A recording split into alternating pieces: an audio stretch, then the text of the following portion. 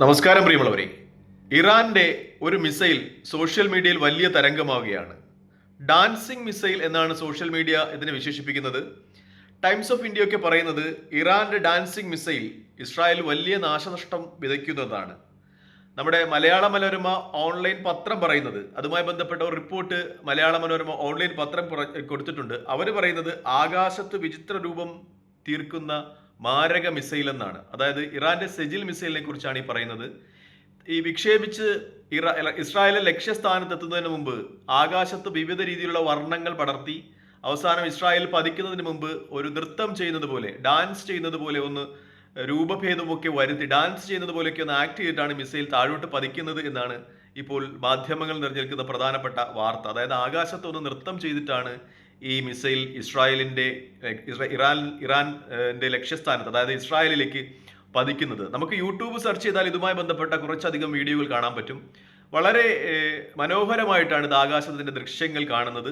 നൃത്തം ചെയ്യുന്ന മിസൈൽ എന്നാണ് ഇതിനെ വിശേഷിപ്പിക്കുന്നത്, ഡാൻസിങ് മിസൈൽ. എന്തായാലും അത് ഇസ്രായേലിന് വലിയ നാശനഷ്ടങ്ങൾ ഉണ്ടാക്കുന്നു എന്ന വാർത്തകൾ തന്നെയാണ് മാധ്യമങ്ങൾ നിലനിൽക്കുന്നത്. ടൈംസ് ഓഫ് ഇന്ത്യയിലും പ്രത്യേകിച്ച് മലയാളം പത്രമായ മനോരമയുടെ ഓൺലൈൻ പോർട്ടലിലും ഇതുമായി ബന്ധപ്പെട്ട വാർത്തകൾ നമുക്ക് കാണാം. യൂട്യൂബിലും നിങ്ങൾക്ക് സെർച്ച് ചെയ്താൽ ഇതിന്റെ കുറച്ച് വീഡിയോസ് ഒക്കെ കാണാം. ആളുകൾ ഇങ്ങനെ ഈ മിസൈൽ പോകുന്നത് വളരെ ആശ്ചര്യപൂർവ്വം നോക്കി നിൽക്കുന്നത് വീഡിയോയിൽ പകർത്തുന്നതുമായിട്ടൊക്കെ വീഡിയോകൾ. എന്തായാലും ഇറാന്റെ ഈ ഡാൻസിങ് മിസൈൽ ഇപ്പോൾ വലിയ താരമാകുന്നു എന്ന് തന്നെയാണ് അന്തർദേശീയ മാധ്യമങ്ങൾ നിലനിൽക്കുന്ന ഏറ്റവും പ്രധാനപ്പെട്ട വാർത്തകളിലൊന്ന്. മറ്റൊന്ന്, ഇറാന്റെ ഒരു അവകാശവാദപ്രകാരം അവർ അയൺ ഡോമുകൾ ഹാക്ക് ചെയ്തു, അതായത് ജാമറുകൾ ഉപയോഗിച്ച്, സിഗ്നൽ ജാമറുകൾ ഉപയോഗിച്ച് ഹാക്ക് ചെയ്തു എന്ന ഒരു അവകാശവാദം ഇറാൻ ഉന്നയിക്കുന്നുണ്ട്. അതായത് ഇറാൻ വിക്ഷേപിക്കുന്ന കുറച്ചധികം മിസൈലുകളാണല്ലോ ഇറാൻ ഒന്നിച്ച് വിക്ഷേപിക്കുക ഇസ്രായേലിലുണ്ട്. അപ്പോൾ ഈ മിസൈലുകളെ പ്രതിരോധിക്കുന്നതിനായി അയൺ ഡോമുകൾ നിക്ഷേപിക്കുന്ന മിസൈലുകൾ അതിന് സിഗ്നലുകൾ കിട്ടാതെ പരസ്പരം കൂട്ടിയിടിച്ച് നശിക്കുന്നു എന്ന് ഇറാൻ അവകാശപ്പെടുന്നു. അതിന് കാരണമായി അവർ പറയുന്നത്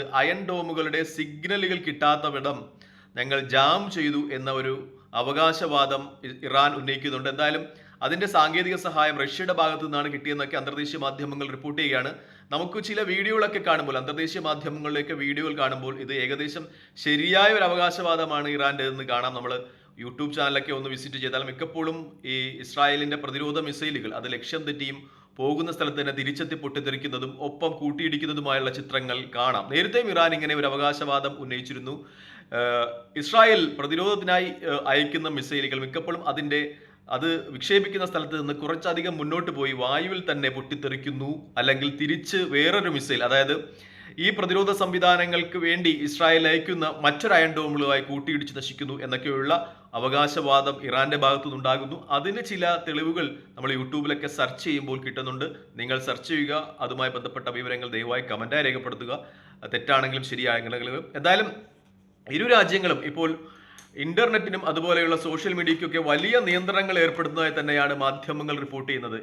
ഇസ്രായേലിന്റെ ഭാഗത്തു നിന്ന് പറയുകയാണെങ്കിൽ ഇസ്രായേൽ നേരത്തെ തന്നെ അൽ ജസീറ ചാനൽ ഇസ്രായേൽ നിരോധിച്ചിട്ടുണ്ടായിരുന്നു. ഇപ്പോൾ അൽ ജസീറ ചാനൽ അവര് യുദ്ധവിവരങ്ങളൊക്കെ റിപ്പോർട്ട് ചെയ്യുന്നത് ജോർദാനിൽ നിന്നാണ്. ഇപ്പൊ ജോർദാനിൽ നമുക്ക് കാണാൻ പറ്റും. ഈ അൽ ജസീറ TV കാണുന്ന ആൾക്കാർ ആണെങ്കിൽ അവർക്കറിയാം. കാരണം ഈ ഇസ്രായേലിലോട്ട് മിസൈൽ പോകുമ്പോൾ ജോർദാനിൽ നിന്നാണ് ഈ അൽ ജസീറ ചാനലിന്റെ റിപ്പോർട്ടറൊക്കെ പറയുന്നത് മിസൈൽ പോകുന്നു, ഇസ്രായേലിലോട്ട് മിസൈൽ പോകുന്നു എന്നൊക്കെ പറയുന്നത്. അതല്ലാതെ ഇസ്രായേലിൽ നിന്ന് റിപ്പോർട്ട് ചെയ്യാനുള്ള ഒരു സാഹചര്യം അവർക്കില്ല. കാരണം അൽ ജസീറ ചാനലിന്റെ എല്ലാ റിപ്പോർട്ടർമാരെയും ഇപ്പോൾ പുറത്താക്കിയിട്ടുണ്ട് ഇസ്രായേൽ. മറ്റൊരു നിർദ്ദേശം കൂടി ഇസ്രായേൽ ഗഡ്സിന്റെ ഭാഗത്തു നിന്നുണ്ടാകുന്നു എന്നാണ് ഏറ്റവും പ്രധാനപ്പെട്ട വാർത്ത. ഇസ്രായേലി പ്രതിരോധ മന്ത്രി ഇസ്രായേലി ഗഡ്സിന്റെ ഒരു പ്രഖ്യാപനം വരികയാണ്. ആരും ഇനി അൽ ജസീറ ചാനൽ കാണുവാൻ പാടില്ല. ഇനി യൂട്യൂബിലോ മറ്റേതെങ്കിലും മാധ്യമമോ ഉപയോഗിച്ച് അൽ ജസീറ ചാനൽ കാണുകയാണെങ്കിൽ അവരെക്കുറിച്ച് റിപ്പോർട്ട് ചെയ്യണം, സർക്കാർ റിപ്പോർട്ട് ചെയ്യണം, അവർക്കെതിരെ നിയമ നടപടികൾ ഉണ്ടാകും എന്ന ഒരു പ്രസ്താവന ഇപ്പോൾ ഇസ്രായേലി പ്രതിരോധ മന്ത്രിയുടെ ഭാഗത്ത് നിന്നുണ്ടാകുന്നു എന്നാണ് ഏറ്റവും പ്രധാനപ്പെട്ട വാർത്ത. അതായത് അൽ ജസീറ ചാനലിനെ ഇസ്രായേൽ ഭയപ്പെടുന്നു എന്ന രീതിയിൽ തന്നെയൊക്കെയാണ് വാർത്തകൾ പുറത്തു വരുന്ന ഏറ്റവും പ്രധാനപ്പെട്ട വാർത്ത.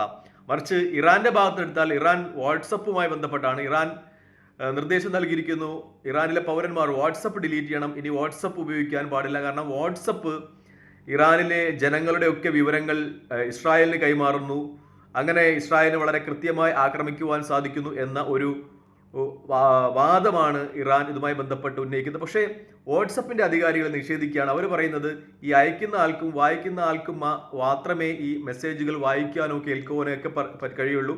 വേറെ ഏതെങ്കിലും ഉപാധികൾ വെച്ച് അവരത് ഹാക്ക് ചെയ്യുന്ന ഒരു സംവിധാനം ഇല്ല എന്ന് എന്തായാലും വാട്സപ്പിന്റെ ഭാഗത്ത് നിന്ന് ഒരു പ്രഖ്യാപനം ഉണ്ടാകണം. പക്ഷേ ഒരുപക്ഷെ ഈ ഇസ്രായേൽ വിക്ഷേപിക്കുന്ന മിസൈലുകൾ ഒക്കെ വരുത്തുന്ന നാശനഷ്ടങ്ങൾ അത് ചിലപ്പോൾ ഷെയർ ചെയ്യപ്പെടും എന്ന ഒരു ധാരണയിലായിരിക്കാം ഇറാൻ ഇത്തരം കാര്യങ്ങളൊക്കെ ബാൻ ചെയ്യുന്നത് എന്നൊരു വിശദീകരണം എന്തായാലും അന്തർദേശീയ മാധ്യമങ്ങളിലൊക്കെ റിപ്പോർട്ട് ചെയ്യപ്പെടുകയാണ്. എന്തായാലും ഇരു രാജ്യങ്ങളും സോഷ്യൽ മീഡിയ വൻതോതിൽ തന്നെ നിയന്ത്രിക്കുന്നു എന്ന വാർത്തയും മാധ്യമങ്ങൾ റിപ്പോർട്ട് ചെയ്യാണ്. ഒപ്പം ഇറാന്റെ ഒഫീഷ്യൽ ചാനൽ, ദേശീയ channel press TV Israel hack ചെയ്തു എന്നൊരു വാർത്തയും അന്താരാഷ്ട്ര മാധ്യമങ്ങൾ നിലനിൽക്കുന്നുണ്ട്. ചില സമയങ്ങളിൽ അത് ഇസ്രായേലുമായി ബന്ധപ്പെട്ട വാർത്തകൾ കാണിക്കുന്നു എന്ന വാർത്ത പുറത്തു വരികയാണ്. പക്ഷേ ചില മാധ്യമങ്ങളൊക്കെ സൂചിപ്പിക്കുന്നത് ഇറാൻ അതിന്റെ പൂർണ്ണമായ നിയന്ത്രണത്തിലേക്ക് കൊണ്ടുവന്നു എന്ന രീതിയിലാണ്. എന്തായാലും വലിയ രീതിയിലുള്ള ഹാക്കിങ്ങും അതുപോലെയുള്ള യുദ്ധമുറകളും മിസൈലുകളും ഒക്കെ ഇരു രാജ്യങ്ങളും പരസ്പരം പ്രയോഗിക്കുന്നു എന്ന രീതിയിലുള്ള വാർത്തകൾ തന്നെയാണ് അന്തർദേശീയ മാധ്യമങ്ങൾ നിലനിൽക്കുന്നത്. മിസൈലുകളുടെ പ്രവർത്തനമായാലും ചാനലുകളായാലും ബാങ്കിങ് ആയാലും ഒക്കെ പരസ്പരം ഹാക്ക് ചെയ്യുന്ന ഒരു സമ്പ്രദായമുണ്ട്. ഇറാന്റെ ബാങ്കിങ് സമ്പ്രദായം താറുമാറാക്കി എന്ന് ഇസ്രായേൽ അവകാശപ്പെടുന്നുണ്ട്. ഇസ്രായേലിന്റെ പ്രതിരോധ സംവിധാനങ്ങളും അയൺ ഡോമുകളും ഒക്കെ ഹാക്ക് ചെയ്ത് അവരുടെ പ്രതിരോധ സംവിധാനം നിഷ്ഫലമാക്കി എന്ന് ഇസ്രായേൽ അവകാശപ്പെടുന്നുണ്ട്. രണ്ട് ഭാഗത്തു നിന്നും അവകാശവാദങ്ങൾ ധാരാളം ഉണ്ടാകുന്നുണ്ട് എന്നാണ് ഏറ്റവും പ്രധാനപ്പെട്ട വാർത്ത. മറ്റൊന്ന്, അരാക്കിലുള്ള ഇറാന്റെ ആണവ കേന്ദ്രം, അതിനെതിരെ ആക്രമണം നടത്തിയതായ റിപ്പോർട്ടുകൾ പുറത്തു വരികയാണ്. ഒരുപക്ഷെ ഇസ്രായേലിന്റെ ഡമോണ എന്ന് പറയുന്ന ആണവ കേന്ദ്രം ഇറാൻ ആക്രമിച്ചേക്കാം എന്ന ഇന്റലിജൻസ് റിപ്പോർട്ട് പുറത്തുള്ളതായി അന്തർദേശീയ മാധ്യമങ്ങൾക്ക് റിപ്പോർട്ട് ചെയ്യുകയാണ്. എന്തായാലും ഇരുഭാഗത്തു നിന്നും ആക്രമണത്തിന്റെയും പ്രത്യാക്രമണത്തിന്റെയും വലിയ വാർത്തകൾ തന്നെയാണ് നിറഞ്ഞു നിൽക്കുന്നത്. മറ്റൊന്ന്, സോഷ്യൽ മീഡിയയിൽ നിറയുന്ന ചില പ്രതികരണങ്ങളാണ്. ഇസ്രായേലിലെ മിസൈൽ പതിച്ച സ്ഥലങ്ങളുടെയൊക്കെ ഫോട്ടോകൾ, വീഡിയോകളൊക്കെ മാധ്യമങ്ങൾ പ്രചരിക്കുന്നുണ്ട്, സോഷ്യൽ മീഡിയകൾ പ്രചരിക്കുന്നുണ്ട്.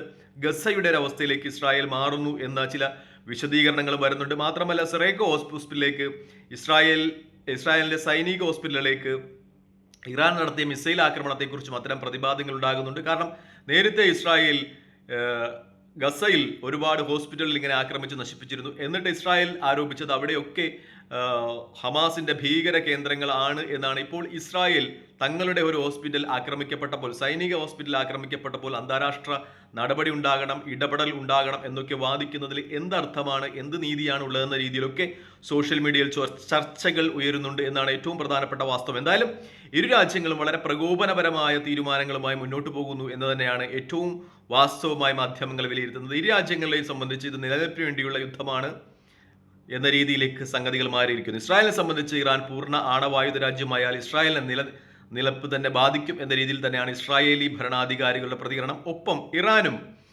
ഇസ്രായേലിന് നല്ല പ്രഹരം കൊടുത്തില്ലെങ്കിൽ തങ്ങളുടെ നിലനിൽപ്പിനെ ബാധിക്കും എന്ന രീതിയിലേക്ക് മാറുന്നുണ്ട് എന്ന ഒരു വിശകലനവും പുറത്തു വരികയാണ്. എന്തായാലും കൂടുതൽ വാർത്തകൾക്കായി നമുക്ക് കാത്തിരിക്കാം. തൽക്കാലം ഈ വീഡിയോ ഇടപെടാവുന്നതാണ്. മറ്റൊരു വീഡിയോയുമായി കാണുന്നതുവരെ നന്ദി, നമസ്കാരം, ജയ് ഹിന്ദ്. വീഡിയോ ഇഷ്ടപ്പെടുന്നുണ്ടെങ്കിൽ ലൈക്ക് ചെയ്യുക, ഷെയർ ചെയ്യുക, കമന്റ് ചെയ്യുക.